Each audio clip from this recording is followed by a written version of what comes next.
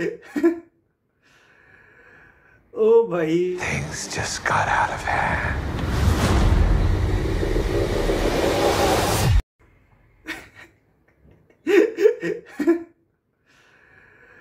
ओ भाई, Real Madrid versus Barcelona in the Copa del रे।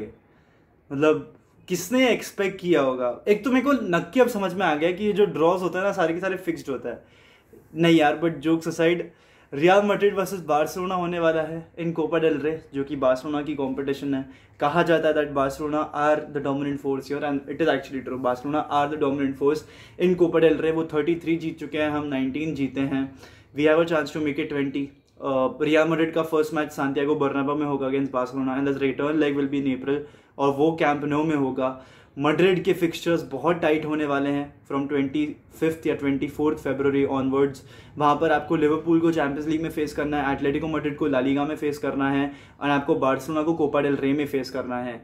यहाँ पर 3 बैक टू बैक मैड्रिड के बहुत ही ज़्यादा टफ फिक्सचर्स आने वाले हैं। एंड रियल मैड्रिड की इतनी स्लिम स्क्वाड है, आई डोंट अंडरस्टैंड कि मैड्रिड कैसे टैकल करने वाली है सिचुएशन को।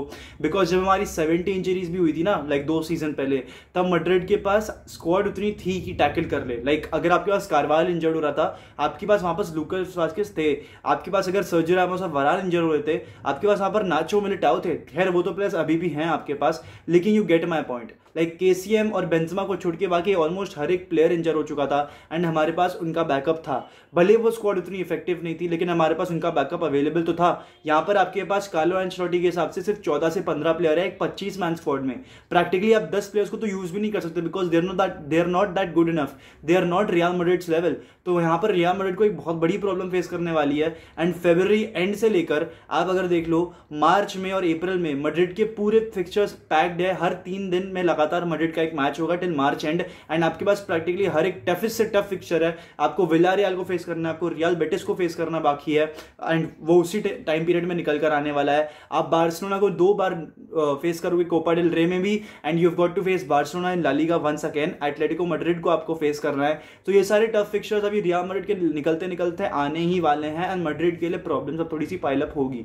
तो क्या मैड्रिड इसको डील कर पाएगी? According to Florentino Perez, yes, Real Madrid never gives up, and Real Madrid always tends to fight for all titles. ये फ्लोरेंटिनो पेरेज ने एक मैसेज दिया, क्योंकि कल हमारी जो डेसिमो क्वार्टेरा यानी कि जो 14th टाइटल है, उसकी एक बुक निकल कर आई है। मैं ट्राई करूंगा उसको खरीदने की, ऑल्दो बहुत महंगी होगी मेरे लिए, बट मैं ट्राई जरूर करूंगा। उसमें उसने कहा था कि फ्लोरेंटिनो पेरेज ने कहा था that real Madrid always no matter what competes for all titles. मतलब भाई तू कहना क्या चाह रहा है भाई? 15 मैन है तेरे पास, प्रैक्टिकली बस 15 प्लेयर है खेलने के लिए।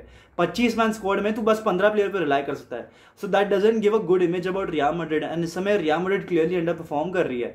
चाहे आपने ड्रॉ कर रहे हो, चाहे आपने पिछले 4-5 गेम्स हारे नहीं हो, आपने विक्ट्रीज निकाली है, तो भी मैं कहूंगा कि रियल मैड्रिड अंडर परफॉर्म कर रही है। बिकॉज अगर आप एक्सजी देखो, जिस हिसाब से हम एक्सजी प्रोड्यूस कर रहे हैं, अब हम लोग अंडर परफॉर्म कर रहे हैं। पिछले सीजन हम लोग ओवर परफॉर्म कर रहे थे by a very good margin.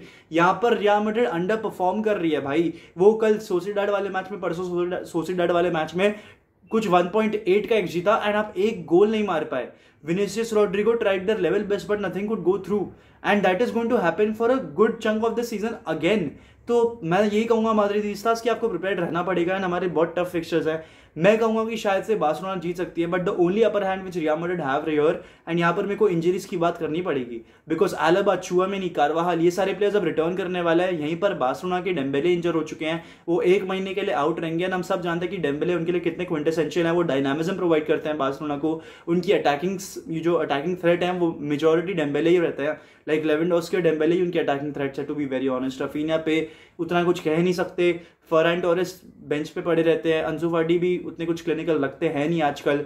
तो प्रैक्टिकली उनके पास भी 2 अटैकिंग थ्रेट्स हैं, लेवेंडोव्स्की एंड डेम्बेले, उनमें से एक इंजर्ड है। तो यहाँ पर मैड्रिड के पास अपर हैंड होगा, प्लस मैड्रिड के सारे प्लेयर्स अब रिटर्न करने वाले हैं, कारवाहाल, चुआमेनी, एलबा। अब बस होप ये लगी होगी कि ये कोई भी प्लेयर की इंजरी को रिलैप्स ना हो, क्योंकि अगर वहाँ पर वो हो जाता है तो मैड्रिड के लिए एक बहुत बड़ी प्रॉब्लम हो जाती है। एनीवेज, ये थी मैड्रिड बार्सिलोना वाली न्यूज़। अब बात करते हैं अर्लिंग हालैंड के बारे में। तो कहा यह जा रहा है कि रियल मैड्रिड अपना पूरा फोकस अटेंशन शिफ्ट कर रही है from Erling Haaland, specially after signing off Anrich, because उन्होंने एंड्रिक पे बहुत पैसा खर्च करा है, क्लोज टू 68 to 70 मिलियन खर्च करा है एंड्रिक पे, तो वो बिल्कुल भी अर्लिंग हालैंड के बारे में नहीं सोचेंगे। They will be nurturing Anrich, जो कि एक साल आज से आने वाला है, बाद जून 2024 में वो आने वाला है, एंड उसको नर्चर करना चाहते हैं, उसको एक प्रॉपर टैलेंट बनाना चाहते हैं। खैर वो एक बहुत ही अच्छा टैलेंट है, उसकी फिजिकलिटी बहुत हेल्प करेगी यूरोप में, you know, and he is a very strong, like बहुत बॉडी बिल्ट है भाई, वो 16-17 साल का है, लेकिन वो मेरे से ज़्यादा फिट है। वो ऑब्वियसली होगा क्योंकि वो फुटबॉलर है, लेकिन वो रोड्रिगो विनीसियस से भी ज़्यादा फिट है, ज़्यादा मस्कुलर है भाई, एंड आई थिंक ये this has something to do with genes. तो यहाँ पर आई फील कि एंड्रिक हमारे लिए एक बहुत बड़ा एसेट बन सकता है, and Anrich will help us a lot in the season. But the problem is कि अर्लिंग हालैंड जैसा एक प्रोलिफिक नंबर 9 जो कि अभी at this modern stage prove कर रहा है, उसने 20 से ज्यादा गोल्स मार लिए प्रीमियर लीग में, you could lose him to someone like a Barcelona, जिसको एक स्ट्राइकर की नीड पड़ेगी from now, from like 1 or 2 years from now, and Erling Haaland would want to leave Man City, because I don't think Erling Haaland is going to stay forever at Man City.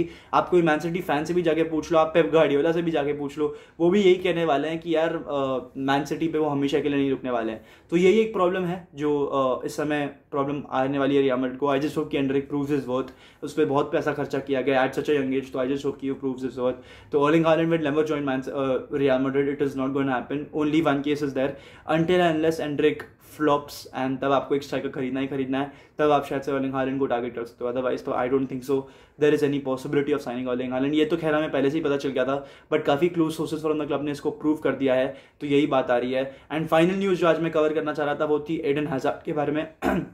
कहा ये जा रहा था कि Eden Hazard will go to Al Nassr, but Eden Hazard Al Nassr नहीं जाने वाले हैं। Eden Hazard will stay at Real Madrid अभी के लिए, and then he might end up retiring, या फिर he will go to MLS, he is not gonna go to Al Kneser.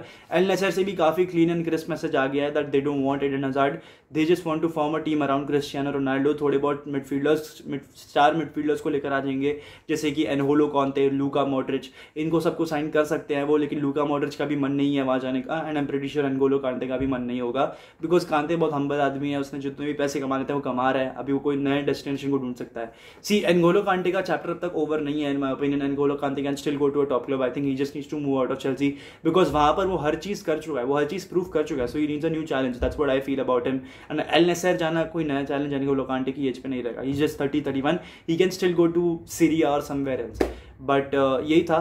And Aiden hazard नहीं जाने वाला है भाई, एडन हैज़ार्ड जाएगा तो MLS जाएगा, एंड उसके लिए भी हमें पैसे देने पड़ेंगे कि भाई तू निकल, ठीक है, उसको पैसे देने पड़ेंगे, तू निकल, और जो क्लब जो उसको लेगा उसको भी बोलना पड़ेगा ये भाई तुम इसको रख लो अपने पास, इसको बर्गरे ठुसा देना, बट तुम इसको रखो, हम नहीं चाहते इसको अपने क्लब में वापस। एंड भाई सीरियसली बता रहा हूँ, नंबर 7 जर्सी किसी को और को दे दो, रोड्रिगो को दे दो, विनीसियस को दे दो, मैं नहीं जानता, but just take the number 7 jersey of him भाई, because the number 7 jersey is very very close to the Madridistas heart, and it not being around every day, like the number 7 jersey should play week in week out for Real Madrid, and it is not happening in the last 3 to 4 years, and it is really very painful in my opinion.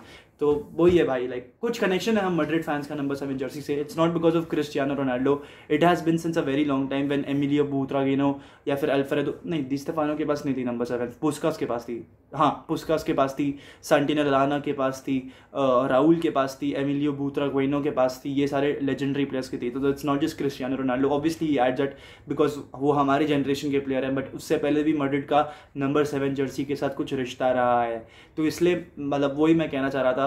And last में ये कहा जा रहा है कि Danny Ceballos को contract offer किया जाएगा, तो डैनी सेबायोस तो दबा के स्कैम कर रहे हैं, बिकॉज हमें मालूम है कि डैनी सेबायोस पूरे सीजन में सिर्फ 5 गेम अच्छे खेलते हैं, एंड उनमें से 5 गेम वो अभी के अभी आ गए हैं, तो डैनी सेबायोस अपने लिए एक एक्सटेंशन तैयार करवा रहे हैं, and he wants to stay at Real Madrid.